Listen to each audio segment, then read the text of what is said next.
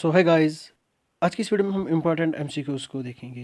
ये जो एमसीक्यूज़ हैं ये JK, SSB, JK police, SI, constable, junior assistant, supervisor और भी जो बाकी हमारे जेके एसएसबी के एग्ज़ाम्स हैं उन एग्ज़ाम्स के लिए एमसीक्यूज़ बहुत ही इम्पॉर्टेंट हैं। नाउ बढ़ते हैं आगे, लेकिन आगे बढ़ने से पहले आपसे रिक्वेस्ट है प्लीज़ वीडियो को लाइक करना और चैनल को सब्सक्राइब करना। Now the question number one क्या बोलता है? How many major ports are there on eastern coast of India? तो इंडिया के ईस्टर्न कोस्ट पे कितने मेजर पोर्ट्स से? Option A 7, B 4, C 3, D 5। तो ये इंडिया का ईस्टर्न कोस्ट है, तो यहाँ पे 7 मेजर पोर्ट्स हैं। ठीक है, किस पे? ईस्टर्न कोस्ट पे। तो ज़रा मुझे कमेंट सेक्शन में ये बताओ कि इंडिया के टोटल कितने मेजर पोर्ट्स हैं। ठीक है, नेक्स्ट क्वेश्चन क्या बोलता है? Which is the group of languages spoken by the largest people of India? कौन सी ऐसी लैंग्वेज ग्रुप है जिसको ज़्यादातर लोग इंडिया में बोलते हैं? Option A Indo Aryan, Dravidian, Austro Asiatic या फिर सिनो तिब्बतियन। इसका जो सही आंसर है वो ऑप्शन ए है, यानी कि Indo Aryan. Indo Aryan language को ज़्यादातर लोग बोलते हैं। ठीक है, now the next question. Mundas जो हैं ये किस ग्रुप से बिलोंग करते हैं? Option A negroids, B proto australoids, C mongoloids, D western brachycephalus. तो इसका जो सही आंसर है वो ऑप्शन बी है, यानी कि प्रोटो एस्ट्रोलॉइड्स। प्रियार सेंचुरी इन करेला इज रिन्यूड फॉर? प्रियार सेंचुरी जो कि करेला में है ये किसके लिए रिन्यूड है? Option A tiger, B lion, C wild elephant, D spotted deer. तो इसका जो सही आंसर है वो ऑप्शन सी है, यानी कि वाइल्ड एलिफेंट। ठीक है, now the next question. Which sanctuary has been selected as an alternative home for the Indian lion? कौन सी सेंचुरी को हमने सेलेक्ट किया है एक अल्टरनेटिव किसके लिए? इंडियन लाइन के लिए। ऑप्शन ए पांडीपुर सेंचुरी कर्नाटका, गाना सेंचुरी बिहार, पेरियार सेंचुरी केरला या फिर चंदर परबा सेंचुरी यूपी। तो इसका जो सही आंसर है वो ऑप्शन डी है, यानी कि चंदर परबा सेंचुरी यूपी। ठीक है, नाउ द नेक्स्ट क्वेश्चन क्या बोलता है? In which of the following area is Konkani spoken as the local language? किस एरिया में कोंकणी को लोकल लैंग्वेज की तरह बोला जाता है? Option A Kerala Karnataka, option B Maharashtra Goa, option C Orissa West Bengal, option D Andhra Pradesh. तो इसका जो सही आंसर है वो ऑप्शन बी है, यानी कि कहाँ पे? एक तो महाराष्ट्र और दूसरा गोवा। ठीक है, महाराष्ट्र और गोवा में कोंकणी जो है इसको लोकल लैंग्वेज की तरह बोलते हैं। Where do Birhors live? जो बिरहोर्स हैं ये कहाँ पे रहते हैं? Option A Chhattisgarh, B Assam, C Nagaland, D Tamil Nadu. तो इसका जो सही आंसर है वो ऑप्शन ए है, यानी कि छत्तीसगढ़। ये एक ट्राइबल ग्रुप है। ठीक है, ट्राइबल लोग हैं। नाउ द नेक्स्ट क्वेश्चन क्या बोलता है? इन जनरल ये देखा गया है कि जो पॉपुलेशन ग्रोथ है कहाँ पे? डेंसली पॉपुलेटेड एरियाज में वो क्या है? स्पारली पॉपुलेशन वाले एरिया से क्या लो है, हाई है, निग्लिजिबल है या फिर सेम है? यानी कि कहने का मकसद ये है मेरे भाई, जो डेंसली पॉपुलेटेड एरियाज होते हैं क्या वहाँ पे लो पॉपुलेशन होती है, ग्रोथ रेट जो है पॉपुलेशन की वो लो है, हाई है, निग्लिजिबल है या सेम है as compare to sparsely populated area जहाँ पे लोग दूर दूर रहते हैं? तो इसका जो सही आंसर है वो ऑप्शन ए है, यानी कि लो। ठीक है, डेंसली पॉपुलेटेड एरियाज में लो पॉपुलेशन ग्रोथ रेट रहती है क्योंकि उनका नहरा एक ही होता है, हम दो हमारे दो। लेकिन हमारा नहरा ये है, हम दो हमारा कोई भी नहीं। तो आपका क्या है ज़रा कमेंट सेक्शन में बताइए। लगता है तुम दो तुम्हारा एक। चलो, जो भी है, क्योंकि जो डेंसली पॉपुलेटेड एरियाज़ होते हैं, यहाँ पे तो स्पेस ही नहीं होती रहने की, तो इसलिए वो ये सोचते हैं कि भाई अच्छा ये है कि हम दो हमारे दो। ठीक है, तो ज़रा आप क्या सोचते हो? हम ये सोचते हैं हम दो हमारा कोई नहीं। चलो, ये वाला क्वेश्चन रहने दो, इस पे आते हैं। Where is the black pagoda? जो ब्लैक पगोड़ा है ये कहाँ पे है? Option A Konark, B Khajuraho, C Madurai, D Egypt. Egypt कहाँ से आ गया? इसका जो सही आंसर है वो ऑप्शन ए है, यानी कि कोणार्क। ठीक है, now the next question. Next question क्या बोलता है?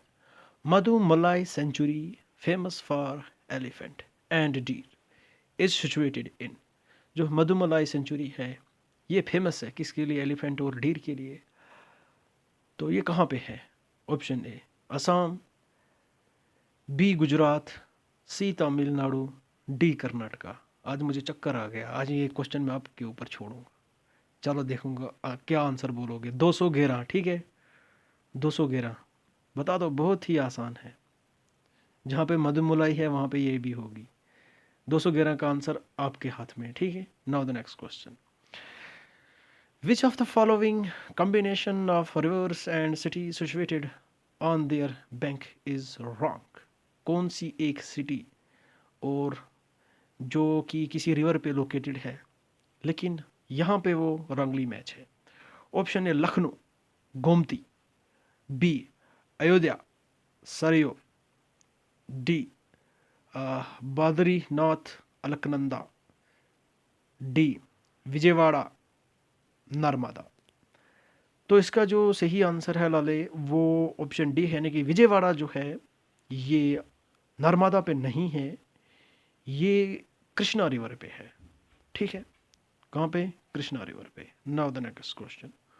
भूतिया, ठीक है, भूतिया group of languages does not include.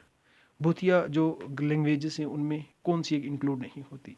Ladakhi, Tibetan, लिपचा, Sherpa. कौन सी एक इनमें से जो भूतिया लैंग्वेज है इसमें इंक्लूड नहीं होती? Option A Ladakhi, B Tibetan, C Lepcha, D Sherpa. इसका जो सही आंसर है वो ऑप्शन सी है, यानी कि लिपचा। लिपचा भूतिया ग्रुप में इंक्लूड नहीं होती। अच्छा, एक डांस है भूतिया डांस, भूतिया डांस। ये भूतिया डांस कहाँ पे किया जाता है? तो कमेंट सेक्शन खुली है भाई आपके लिए, वेलकम, आ जाओ भाई। Option sorry, question number 214। Economically the most important forests of India are. कौन से बहुत ही इकोनॉमिकली इंपॉर्टेंट फॉरेस्ट्स हैं इंडिया के? Tidal forests, thorn forests, evergreen forest, या फिर ट्रॉपिकल डिसिडुअस फॉरेस्ट। इसका जो सही आंसर है वो ऑप्शन डी है, यानी कि ट्रॉपिकल डिसिडुअस फॉरेस्ट से बहुत ही इंपॉर्टेंट फॉरेस्ट से कमर्शियली। ठीक है, इकोनॉमिकली बोलो या कमर्शियली बोलो, बात तो एक ही है भाई। Now the next question. A few showers of rain during the month of December and January are beneficial to the rabi crops because they। क्यों? क्यों ये इम्पॉर्टेंट हैं ये showers of rain during month of December and January? Option A make the plants strong, क्या ये plant को strong बनाते हैं? Protect the crop from Frost, cause fall in temperature। Option D provide moisture for the germination of seeds. बताओ इसका सही answer क्या हो सकता है? इसका सही आंसर जो है वो ऑप्शन बी है, यानी कि ये क्रॉप्स को प्रोटेक्ट करता है, किससे? फ्रॉस्ट से। ठीक है, फ्रॉस्ट होने से क्रॉप्स को प्रोटेक्ट करती है ये जो शावर्स ऑफ रेन होती है during month of December and January. किनको? रबी क्रॉप्स को। ठीक है, now the next question. The correct sequence of the eastward flowing rivers of the peninsular India from north to south is। Correct sequence बतानी हमें, कौन eastward flowing rivers की। ये है हमारा इंडिया का मैप। तो हमें ईस्टवर्ड फ्लोइंग जो पेनिनसुलर रिवर है, पेनिनसुलर क्या होता है, वो लैंड का एरिया जिसके तीनों इर्द गिर्द क्या हो, पानी हो, ठीक है, या फिर शहद हो। तो मगर कौन सी रिवर्स का बता रहा है, पेनिनसुलर रिवर्स का, ठीक है। तो कौन सी, ईस्टवर्ड फ्लोइंग, ये वाली जो यहाँ की ओर जा रही है, ये होगी वेस्टवर्ड, ठीक है, नर्मदा तापी वगैरह, हमें किन का बोला गया, ईस्टवर्ड का। तो इसकी हमें क्या बोलनी है, करेक्ट सीक्वेंस बोलनी है। तो भाई पढ़ते पढ़ते मैं तो बूढ़ा हो जाऊंगा। यहाँ पे बहुत सारी रिवर्स है और बहुत सारे ये ऑप्शन है, ज़रा खुद पढ़ो 2 मिनट के, सॉरी 2 सेकंड इसको पॉज करके वीडियो। तो मैं एक ऑप्शन पढ़ लेता हूँ, चलो मैं बी पढ़ता हूँ। सबरनरक, महानंदी, कृष्णा, गोदावरी, कावरी, वाईगाय या फिर पिनार। तो इसका जो सही आंसर है वो ऑप्शन ए है, ठीक है। मैंने रैंडमली एक ऑप्शन लिया तो ऑप्शन ए इसका सही आंसर है। तो सबसे पहले ऊपर सबरनरक, ठीक है, कौन आएगी, सबरनरक, फिर महानंदी, फिर गोदावरी, फिर कृष्णा, फिर पिनार, फिर कावरी, फिर वाई गाय, ठीक है। चलो, the main hydro electric power potential of the Indus River system lies in India and not in Pakistan because जो main hydro electric power potential है इंडस रिवर सिस्टम का, तो वो इंडिया में है ना कि पाकिस्तान में। लेकिन क्यों, वजह क्या है, इंडिया में ही क्यों ये पोटेंशियल है हाइड्रो इलेक्ट्रिक पावर का इंडस रिवर सिस्टम पे, इसकी क्या रीजंस हो सकती हैं, क्यों इंडिया क्यों ज़्यादा पावर को जनरेट करता है, हार्वेस्ट करता है इंडस रिवर सिस्टम से, पाकिस्तान क्यों नहीं। ऑप्शन ए क्या बोल रहा है, the need of hydro electric power is greater in India than Pakistan. Obviously अगर इंडिया में भी ग्रेटर नीड है तो पाकिस्तान में क्यों नहीं होगी भाई, वहाँ पे भी होगी। वो क्या वो अंधेरे में थोड़ी ना रहते हैं। Option B, India has superior technology to develop hydro electric power.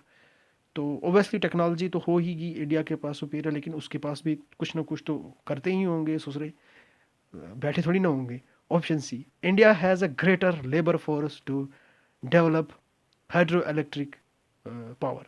India के पास बहुत सारी लेबर है, जैसे कि आप हो, मैं हैं, हम हैं। तो लेकिन उनके पास नहीं है, उनके पास ऐसी लेबर नहीं है, ये हो सकता है। या फिर option D, the mountainous stage of these rivers lies in India.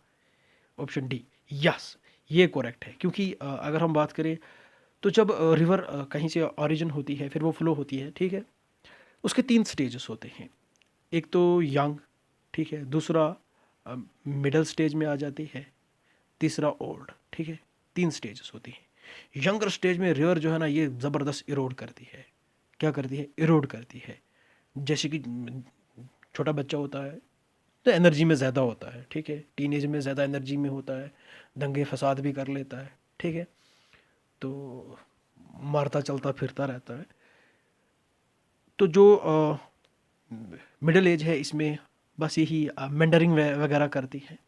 Old age में अब बूढ़ा हो जाता है आदमी तो फिर एक जगह पे बैठता है, ठीक है, तो उस टाइम पे रिवर जो है धीमी चलती है और डिपोजिशन कर देती है। लेकिन यंगर एज में क्या होता है, रिवर जो है ये तेज़ फ्लो होती है, इरोड करती है। ये मैं अब आपको अलग कंसेप्ट पे जा रहा हूँ, लेकिन यहाँ पे क्या है एक्चुअली, जो रिवर है वो माउंटेन से फ्लो हो रही है, ठीक है। ओबियसली रिवर जो है वो माउंटेन से ही उसकी ओरिजिन होगी। तो माउंटेन से ये जब निकलती है पहाड़ों से तो इसकी स्पीड जो होती है वो तेज़ होती है, ठीक है। जैसे मैंने बोला कि टीनेज में स्पीड ज़्यादा होती है, हर काम को लेकर, हर बात को लेकर, खून गर्म होता है, ब्लड गर्म होता है। तो इसी तरह रिवर भी क्या होती है उस टाइम पे, तेज़ फ्लो होती है। तो उसकी वजह से क्या होता है, उसकी वजह से हाइड्रो इलेक्ट्रिक पावर हम अच्छा जनरेट कर सकते हैं। तो वो माउंटेन वाला जो रीजन है वो इंडिया में आ जाता है। तो रिवर जो है वो यंगर एज में है, तो पाकिस्तान में जाते जाते बूढ़ी हो जाती है, तो बात ख़त्म, फिर क्या करेगी वो वहाँ पे, बूढ़ी ही होगी। Now the next question, which multipurpose project was taken up first of all after independent, यानी कि कौन सा मल्टीपर्पज प्रोजेक्ट है इंडिया का जिसको हमने पहली बार जस्ट आफ्टर इंडिपेंडेंस टेक कर लिया। ठीक है, option A Bhakra Nangal project, Damodar valley project, Kosi project, या फिर नन ऑफ दीज। इसका जो सही आंसर है वो ऑप्शन बी है, यानी कि दामोदर वैली प्रोजेक्ट। देखो अगर मैं मतलब एक्सप्लेन ज़्यादा करने पे आऊँ तो फिर तो एक ऑब्जेक्टिव के लिए 20 मिनट भी कुछ नहीं है। तो अब मैं यहाँ पे क्या कोशिश करता हूँ, शॉर्ट शॉर्ट बोलने की कोशिश करता हूँ ताकि ज़्यादा कवर हो जाए। और एग्ज़ाम्स भी आने वाले हैं हमारे, बहुत सारे कांस्टेबल भाई जो है उनको 1 अगस्त को, 1 दिसंबर को एग्ज़ाम है, तो उनके लिए भी मैं थोड़ी बहुत जल्दी कर रहा हूँ। मैंने कहा कि कुछ वीडियो एक्स्ट्रा हो जाए, तो इसलिए मैं एक्सप्लेन बहुत ही कम कर रहा हूँ ताकि टाइम बहुत कम है, एग्ज़ाम जल्दी है। ठीक है, तो नेक्स्ट क्वेश्चन क्या पड़ता है, which of the following state is the sugar bowl of India. कौन सा स्टेट जो कि शुगर बबल ऑफ इंडिया है, शुगर का कटोरा। Option A Uttar Pradesh, B Himachal Pradesh, C Tamil Nadu, D Andhra Pradesh. तो इसका सही आंसर है ऑप्शन ए, यानी कि उत्तर प्रदेश। उत्तर प्रदेश क्या है, शुगर का बाउल, चीनी का कटोरा। ठीक है, now the next question.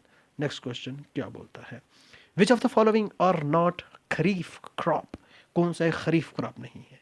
Option A bajra, maize, option B rice, jowar, option C sugar cane and groundnut, option D barley and mustard. तो इसका जो सही आंसर है वो ऑप्शन डी है, यानी कि बार्ली और मस्टर्ड जो है ये खरीफ क्रॉप नहीं है।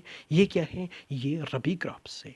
अब यहाँ पे एक इम्पॉर्टेंट कंसेप्ट है, खरीफ और रबी क्रॉप्स कौन होते हैं। खरीफ और रबी क्रॉप्स, यार ये बहुत बड़ा कंसेप्ट है, ये समझ लेना।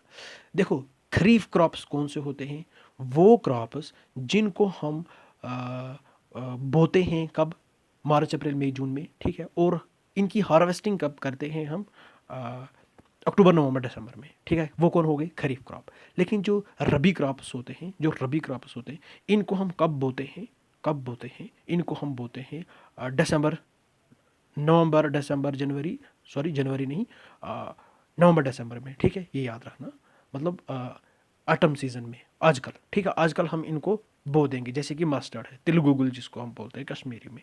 तिल गुगुल को हम आज बो देंगे ज़मीन में, और कब काटेंगे इसको हम, तिल गुगुल को, तिल गुगुल को हम काटेंगे फिर कब, अप्रैल मई जून में। ठीक है, कब, अप्रैल मई में।